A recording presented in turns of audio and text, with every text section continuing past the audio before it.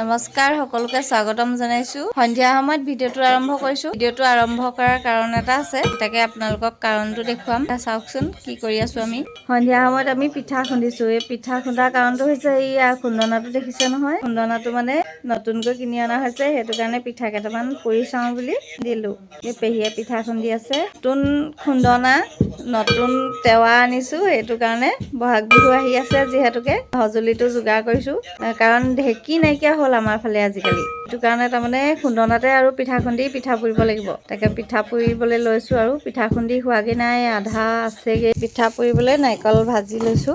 নাৰিকল দি পিঠা পুৰিম মানে নাৰিকলখিনি অকণমান ভাজি লৈছো। নাৰিকলখিনি চেনিৰ লগত ভাজি ললো।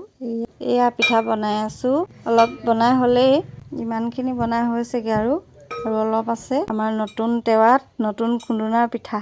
বহুত দিন পিঠা বনোৱা নাই, ইমান ভাল হোৱা নাই, তথাপিও চেষ্টা এটা কৰিলো আৰু।